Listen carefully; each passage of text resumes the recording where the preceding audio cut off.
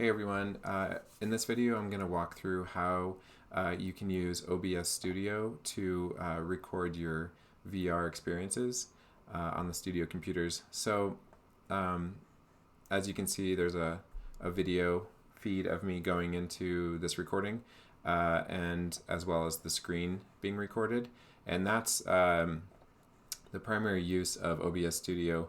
You can use it to set up streaming, set up recordings, and it's pretty easy to configure with any number of audio or video inputs. So I'm going to minimize this and open up the program here, and what you'll see at first is sort of this area right here. This is your capture area, and it's going to be blank initially. The reason it shows up as kind of an infinite display right now is because I actually have a display capture inserted to capture this screen for this recording. I also have a webcam and a microphone coming in. So initially the sources right here will be empty, and you always start with one scene right when you kind of begin. So the way this is laid out is you have your main window, and what you'll do is add a display capture when you configure this. So if you want to just record your screen, you would click the plus and say display capture, and then you would pick your display, which is just your screen. If you had external monitors or other things, you can pick different sources that way too. But if you have one monitor, one display, it'll show up here after you pick display capture, and it'll show the resolution, the size right here. And so if you have a webcam too, it'll you want to add in a what's it called, video capture device, and you would just pick your video capture device here. And if you have any external microphones, you would want to add them in here. And initially it's going to include kind of a standard default input kind of microphone here, and just the desktop audio. So that's any audio sources that you'd be playing on your machine. So what I have set up here in the audio mixer part is the desktop audio has a little bit of volume in case I played audio, and then I have my microphone coming in right here, and you see it going up and down. And so I have muted the other devices that occur just by plugging them in, like my webcam microphone. And this is just another auxiliary mic. And so I could, if I don't want to see those, I can just hide them like this, like mute it and hide it, so it doesn't contribute any to the actual video recording happening. And so after you do configure those two things, over here on the right is where you would click start recording or stop recording. And if you were to set up streaming, you would configure the streaming kind of workflow there. But we're just recording here. So how does this apply to your VR experiences? So basically what you can do is, once you have OBS open and going, and you have a VR world up in Unity, and you have it configured for SteamVR, this can work too for any screen recording. But we're kind of interested in capturing the actual VR experiences. And so what you want to do is build your world and have it in here, and then make sure SteamVR is accessible. And so I have my controllers right here. So 2 controllers, and I have my HMD right here.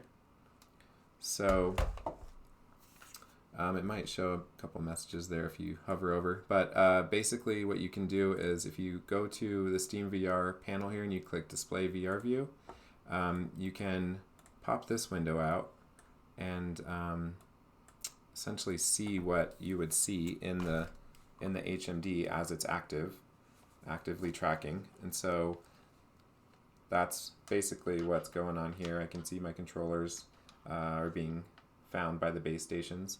And what we can do is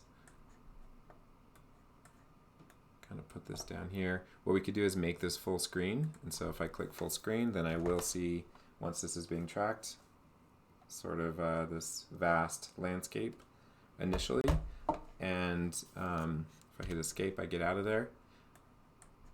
And so if we want to record our Unity world and see it full screen, if we hit play in here, it's going to start our world, and it's going to show it in the game view in Unity, right? So I have my hands and stuff here with the controllers. So that's one way to see it, and you can even from in here in the game view click maximize on play, and it'll show it as big as the window allows. So it's sort of full screen, but it has the window on top, and you kind of don't get the true like full screen immersive experience. So the way we want to do it is I'm gonna go ahead and just leave my game view in here and pop open the display VR preview or VR view here and make it full screen, and then hide that. Actually, first I need to play, so hit play, make it full screen, and then kind of go back to my scene here, toggle back to this, and make this full screen. So my VR view is active right now, and my Unity world is active. So what we can see here is if I'm going to set these down for a second. If I were to put this on, right? So I see here in my Unity world what you see on the screen, and if I have my controllers in the right hand, then I can see what my controllers are doing. So I have my thumb controls, my trigger, the side grip triggers, and I can see my hands moving. And if I had teleportation and other things set up, then they would be reflected on the screen as well. But this is just to kind of give you a sense of how to record a VR experience and share it in a way. So if I hit the home button on the controllers, the bottom button, then I can start to get to my sort of library in the Steam control panel, and that's really nice to sort of visualize too if you need to go in here and show anything. So settings, you can kind of go through and kind of press it to get out.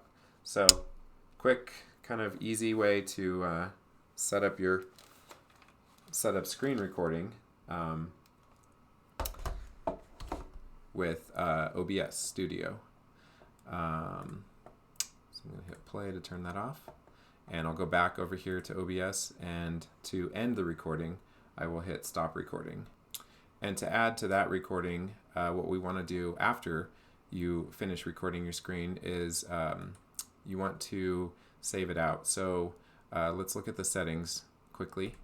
Settings, under settings you have an output folder, and you can set your record folder to a specific folder, or by default I believe it goes into a videos folder under the user of the computer.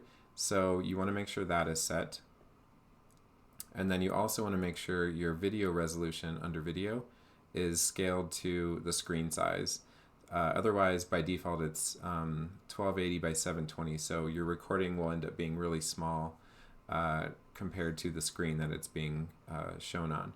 So you want to go ahead and set this to an HD resolution to get a nice HD recording. Once you configure the output directory and make sure the screen resolution is correct, you also want to make sure the recording quality is probably in the middle, so large file size.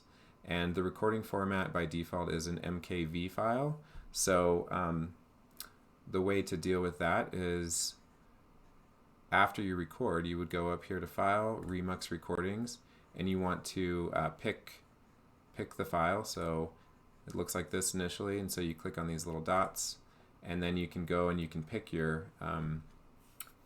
file here. So if I pick the one that I just recorded, and this one, and say open, then this is a conversion tool. It basically converts this MKV file as an MP4.